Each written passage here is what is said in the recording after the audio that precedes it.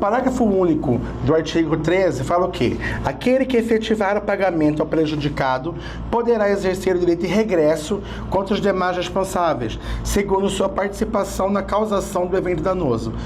Então eu sou comerciante. Eu reparei o dano ao meu consumidor, automaticamente eu posso cobrar esse valor do meu fornecedor. Por quê? Porque ele tem que reparar o dano que aconteceu com o meu consumidor, desde que esse dano não seja causado por mim, pelo comerciante. Né? Que se for causado pelo comerciante, o fornecedor não tem responsabilidade de reparar o dano.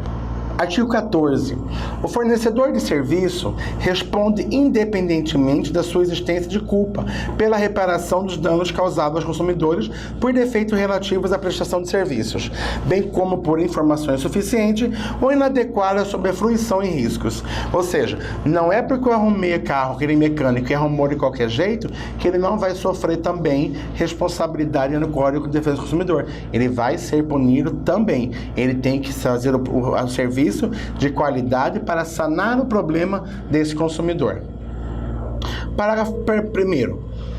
O serviço é defeituoso quando não fornece a segurança que o consumidor dele pode esperar, levando-se em consideração as circunstâncias relevantes, entre as quais o modo de seu fornecimento, o resultado e os riscos que razoavelmente dele se esperam e a época em que foi fornecido. Gente, é bem interessante isso porque quando eu, que sou fornecedor de um serviço, eu não demonstro para o meu cliente a forma como eu vou prestar esse serviço, eu posso também estar colocando em risco a vida desse meu consumidor. Um exemplo, uma mulher vai no salão de beleza fazer uma tintura no cabelo.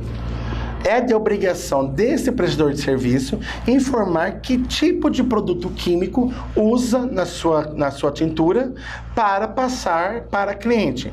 A cliente, que é a consumidora, automaticamente ela vai falar se ela pode ou não utilizar aquilo. Por quê? Vai que ela é alérgica. Então, existe hoje vários produtos que uma cliente não pode usar. Uma consumidora não pode usar. Então, automaticamente, quem fica com a responsabilidade de informar, já que nós não temos aí um rótulo de produto, é o prestador de serviço. Parágrafo 2º. O serviço não é considerado defeituoso pela adoção de novas técnicas, ou seja, quando esse fornecedor, esse prestador de serviço, ele informar que é uma técnica nova, que ele está fazendo teste, e esse consumidor assim aceitar, também ele não pode ser considerado defeituoso pelo consumidor. Parágrafo 3º. O fornecedor de serviços só não será responsabilizado quando provar o quê? Que tendo prestado o serviço, o defeito não existe, ou seja, o consumidor que está colocando defeito, a culpa exclusiva do consumidor ou de terceiro. Então, quando esse prestador de serviço fala para o meu consumidor, você tem que usar tal produto, você tem que fazer isso no bem, e ele não faz, não é de responsabilidade mais do fornecedor, e sim do consumidor esse dano.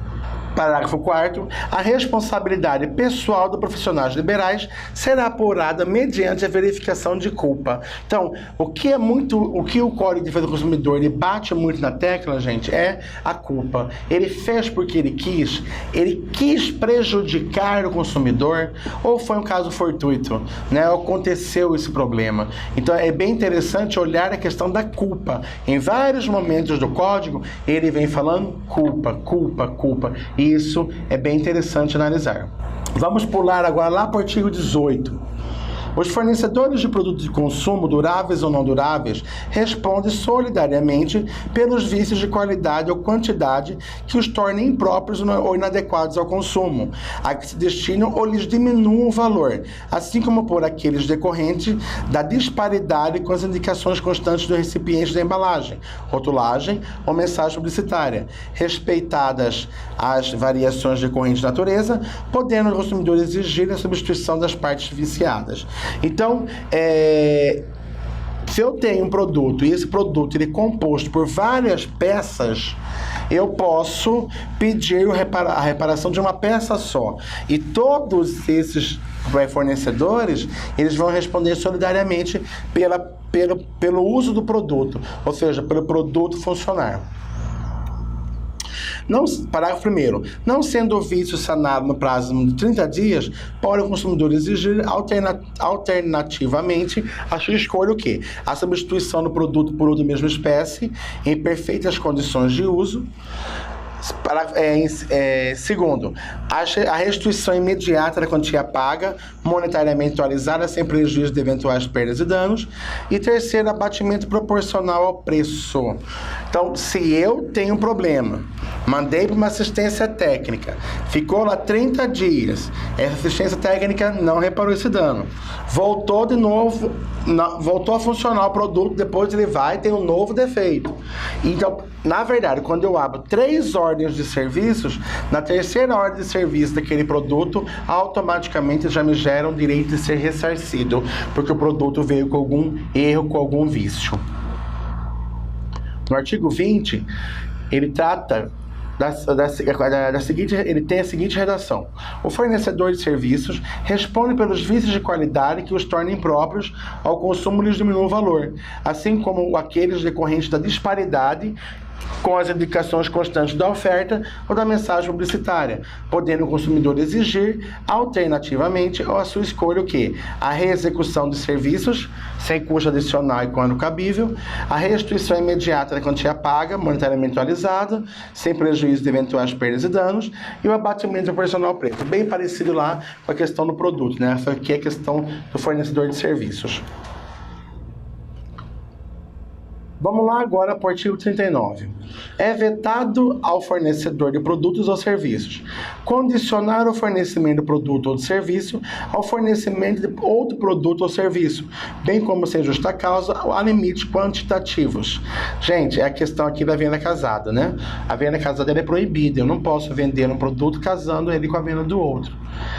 O inciso 2º fala: recusar atendimento às demandas dos consumidores na exata medida de sua disponibilidade de estoque e ainda de conformidade com seu uso e costumes.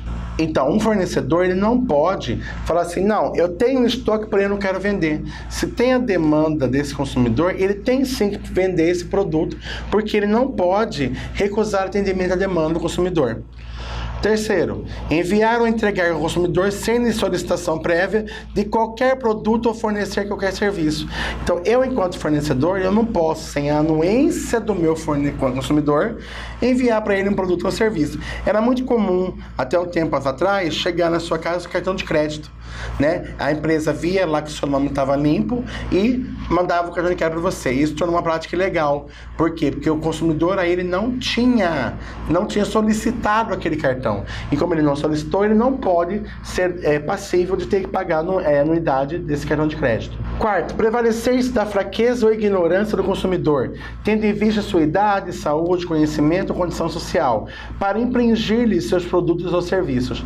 Esse meu fornecedor, ele não pode usar de má fé em momento nenhum. Se ele agir de má fé, automaticamente já aconteceu um vício, um problema nessa relação de consumo.